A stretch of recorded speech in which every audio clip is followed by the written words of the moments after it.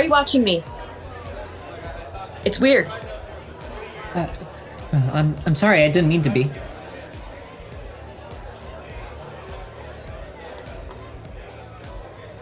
You want to dance? Oh, no, that's okay. Thank you, though. You want to drink then? Oh, no, thank you. I don't drink.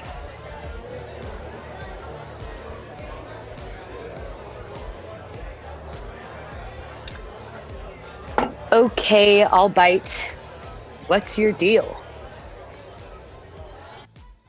If you're not drinking and you're not dancing and you keep this weird book where I'm guessing you write things down about whoever you happen to see, I'd say there's only three options. You're either the manager, a creeper, or both. So unless you tell me what you're doing here, I'm just gonna have to assume for myself. If you must know, I'm on the autism spectrum. I don't usually do things like this. I don't go to bars and clubs to let loose. That's why I haven't conformed to what everyone else here is doing. The only reason I'm here is because I'm working to be a writer, hence the notebook. And in order to do that, I need to have a concrete understanding of how normal people operate. And judging by how rudely you started this conversation, I'm not sure if you yourself are being abnormal or if you're just being a dick. Care to clarify, or am I going to have to assume for myself?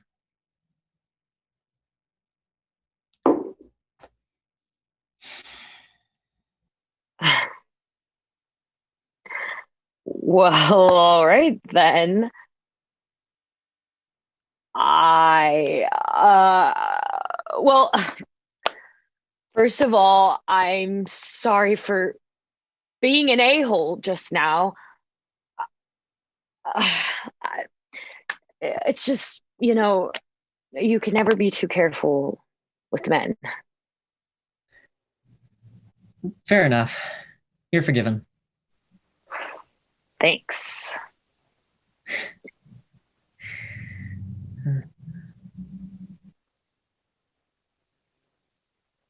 So, what's it like? Oh, well, sometimes things can get a little confusing. Not too sure on the rules sometimes. I got to be careful I don't offend anyone. And yeah, my mind races a lot, so I can never really count on getting a full night's sleep. Ugh, I'm sorry, man. I know autism is different for everyone, but that sounds really awful. Well, actually, I was talking about the writing, but thank you for that. Oh,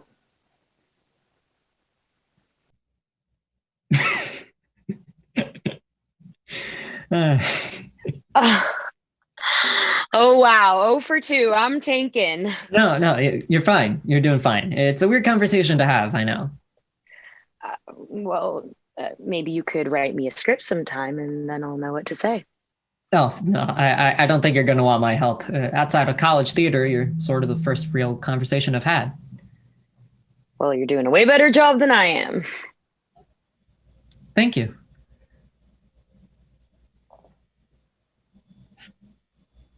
So what's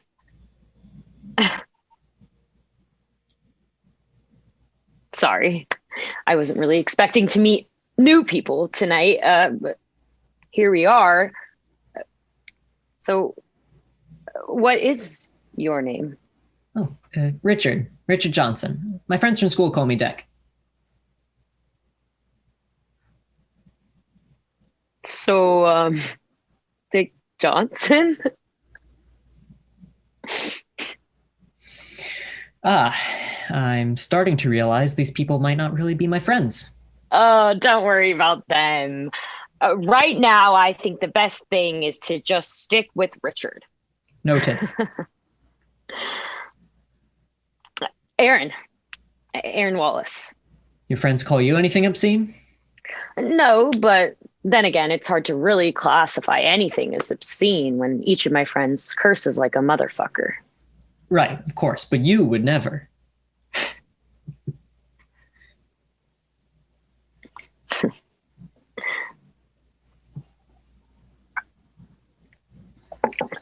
So, what's it like being a writer?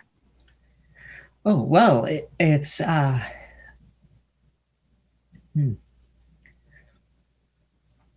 process is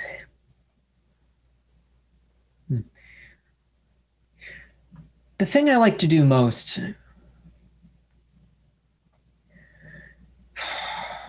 I'm going to be honest here. It's a lot more difficult than I was expecting it would be. What do you mean? Aside from that last sentence, you seem pretty good with words. I would think that writing would be no problem for you. Oh, no, the writing itself is insanely easy. The hard part is what I have to do to get my shows produced. What do you mean? Well, as I mentioned before, I'm autistic. Right. But I've worked really hard for a really long time to try to be more than that. Up until the end of middle school, I took part in a number of occupational and physical therapies to enhance my cognitive skills. The goal was for me to go through mainstream school just like everyone else, to make sure that my condition wasn't the first thing that people thought of when they heard my name. So after I finished my therapies in middle school, I moved on in my education, got my advanced regents diploma in high school. Then I got my associates in my theater at my first college. Nice. College was sort of the turning point, but it wasn't until my second school, the one I'm in now, that things really started to suck. Wait, why did it suck? Because now I have to deal with a job market that values the stigmas surrounding different communities more than the real people and the actual communities. Writing interesting stories with complex characters isn't enough anymore. Now I have to show proof of what the general public thinks diversity is. And I'm not saying I don't understand the concern. I mean, I'm white, I'm straight, I'm a cis male, came here from Staten Island, and I dress like he comes from money. We've seen that guy plastered in front of the story's hero for almost a century. I mean, yeah, I'm sure people are pretty tired of that by now. Exactly. I completely agree. This shouldn't be a one-pony race. I'd be honored to get to tell a story that actually holds true to my experiences, but for now, I just hope to see as many new stories from as many new perspectives as possible. So what's the problem? Sorry if that's a rude way of asking that, but it seems like you don't really have any problems with the system in place. Let me ask you something.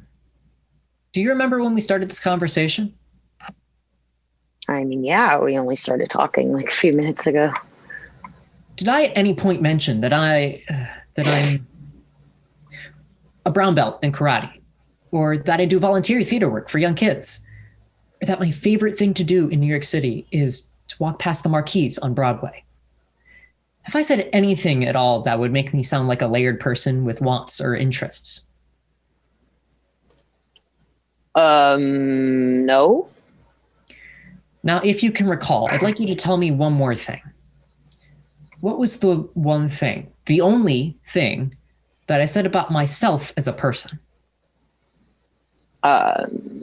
Your autism? My fucking autism! That's what I have to do for everything. I have to name drop my diagnosis, talk that up, maybe mention my writing credentials, and everything about who I am as a human being is just take or leave. And not just in writing, but in my conversations. I feel like the work itself doesn't matter because the label's all they want. And I'm sorry about ranting like this, but it's just so insulting that after all the fighting, I now have to plaster that label all over my person just to get work. And not only that, but I have to shoehorn a cardboard cutout character on the spectrum into all of my work so that I don't look like I'm betraying my own people. Wait, how would you be betraying your own people? Because the things that I do and love as an individual don't feel interesting enough to make a character out of. So I just keep writing about the struggle. And in the process, I keep reliving the struggle, over dramatizing the struggle, and eventually collapsing under this newly supersized version of struggles I'd already dealt with as a teenager. I just want to know, how many times do I have to stigmatize myself before I can admit how dirty I feel with what I have to do? How long do I have to keep the weight on before we have a system that lets me be free of having to live through the same goddamn nightmares every second of every day? How hard am I supposed to shove my struggles in someone else's face before it stops being art?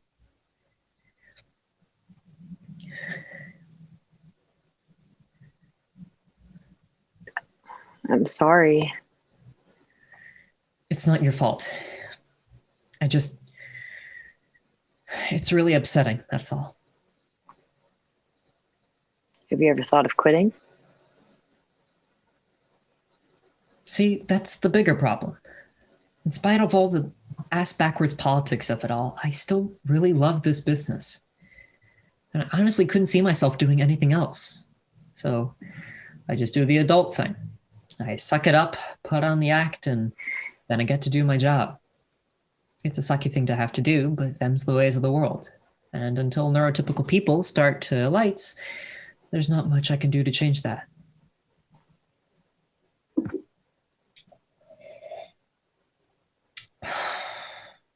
Anyway, I'm sorry for going off on you like that. You seem like a nice person. You didn't deserve to get talked at. I mean, it seemed like you had a lot in your chest, so I'm just glad you let it out there. Well, thank you for listening. It's nice to have someone decent to talk to for once. Yeah, I'll say. So, what's on your mind? Huh? Well, I mean, you were nice enough to listen to me bitch and moan for the last, century or so. So if you don't mind, I'd like to hear what you need to say.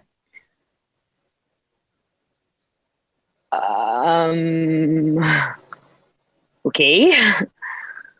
Well, I'm 25.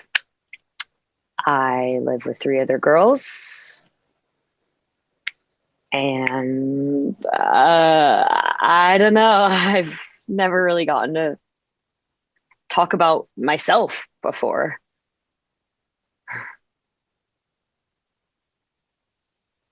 Living with other people is nice, especially after the shithole of a year we all just had. When you live with someone, you get really close, and getting to live with 3 other women can be really empowering. But But in a weird way, it sometimes feels like I'm actually more alone with these 3 in my life. how do you mean? It's just like tonight, for instance. You saw me from over here before. Did I look like I was with a group of people? Not really. You look like you came here by yourself. That's how I felt. Hell, that's how I feel every time we come here. Literally every time. We usually last about 5 minutes in this place. Then each of them finds some hot piece of ass on the dance floor or at the bar or near the bathroom, which, ew. And I'm left to sort of just wander the place by myself. Eventually, I just get tired and walk home, stream some shit, and try to fall asleep. Well, I mean, at least you get the place to yourself for the night. You'd think, right? But no. Usually at about around 1 in the morning, all 3 of them walk in the door with their little boy toys and ask me if I could leave for a while, which stupidly I always do. And then I spend the rest of the night sitting outside my own apartment, listening to each of my roommates fuck somebody's brains out. Have you ever tried talking to them about it? Maybe if you address the problem, If I say anything about it, they come after me, saying how devaluing their sexuality.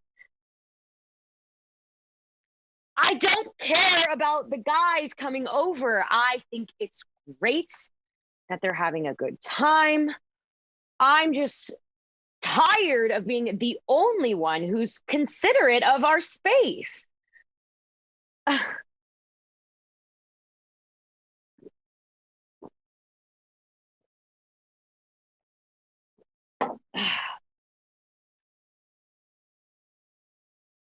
I've even tried doing what they do. I've tried about 15 different times just this month. And I've ended up finding sleazebag after sleazebag after sleazebag. Now, I don't mind being looked at. I actually love that guys are looking. I just hate that none of them want to listen. None of these idiots want to talk to me or hear what I have to say or learn anything about me. All he sees is this.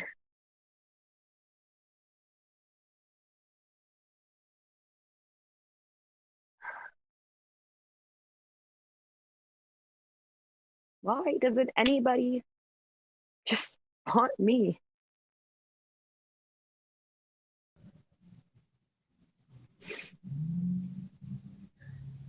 You mean they, right?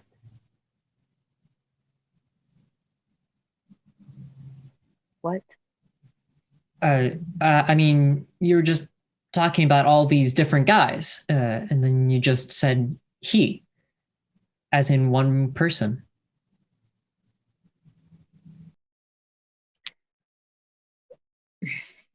About 6.5 years ago, I was with this really good looking guy. His name is Joe. I was young. He seemed cool. It was high school. Things happened. Pretty soon, things had started getting a little more serious. And about 3 years in, we were living together.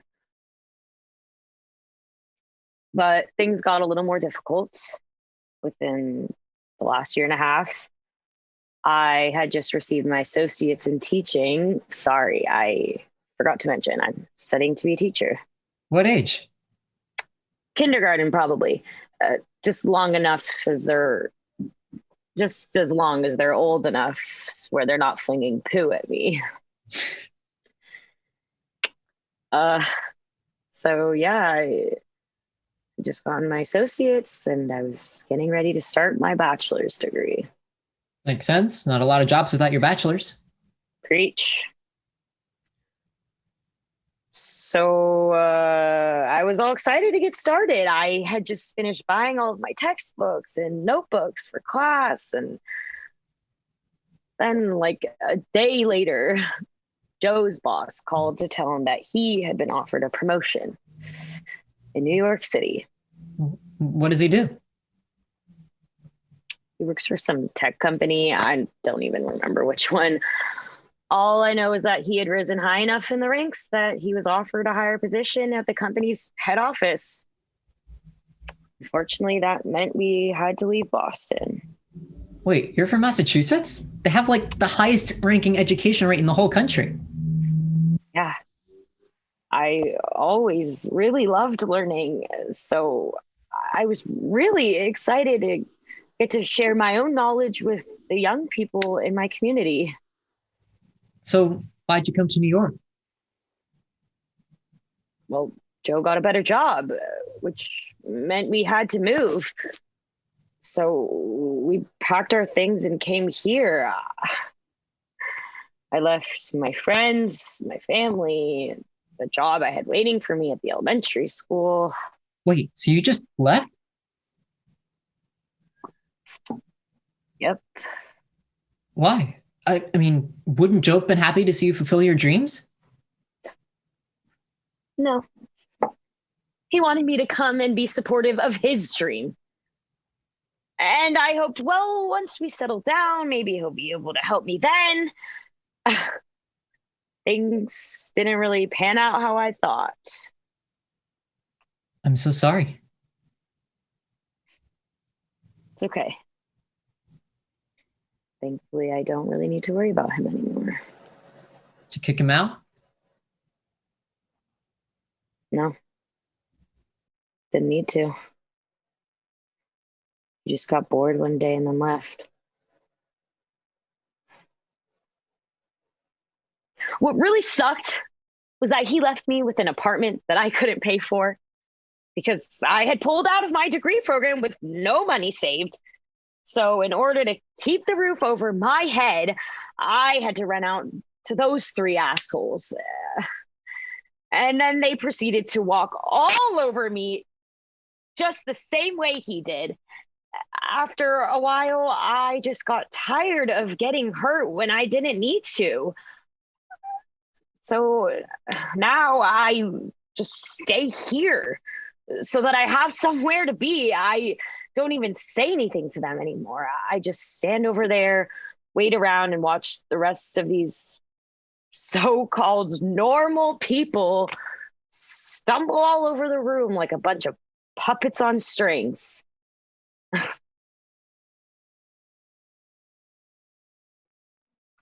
And I keep asking myself, why? Why does a room full of normal make so little sense?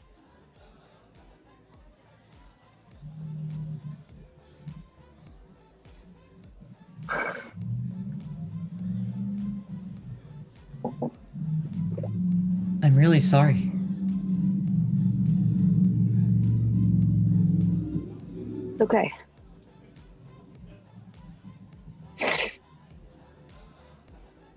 Can you ask you something though? Yeah, sure. Sorry if this seems random, but you mentioned earlier that you've been doing most of the paying for your apartment. How exactly do you do that? Right. Well, like I said, I couldn't afford to out myself through school. So teaching obviously wasn't going to be in my immediate future.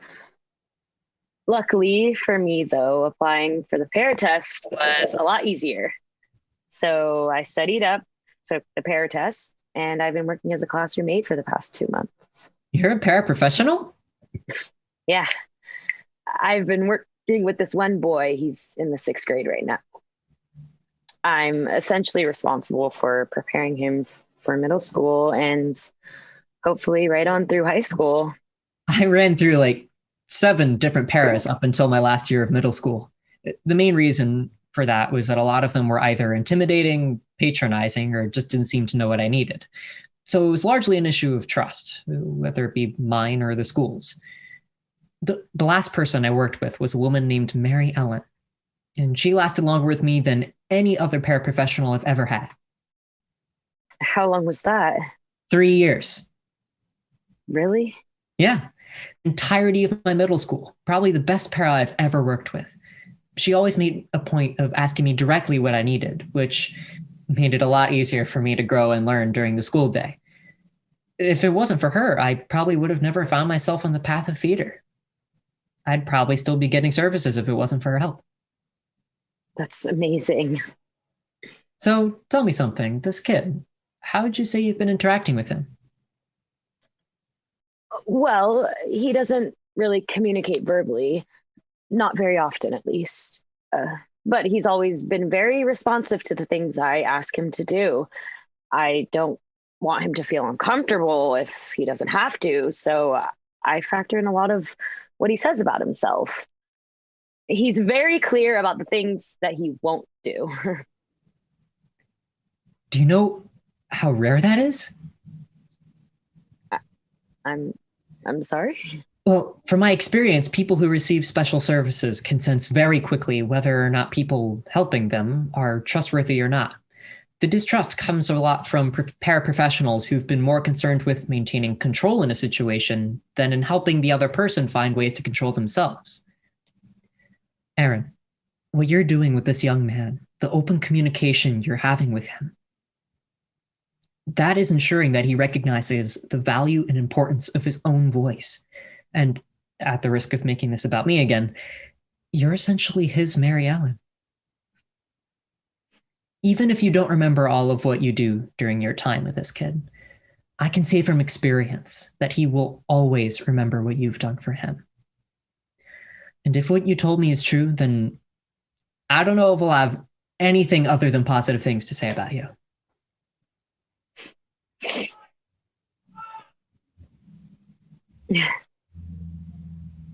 Thank you. That means a lot.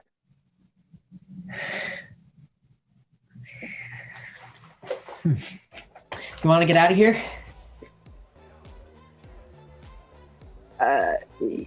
Yeah. Real quick, though. Is this like a sex thing? Because I've seen people do this before. And, normally this is like a sex thing. Well, I mean, that's technically true, but I think we've had enough normal for one night.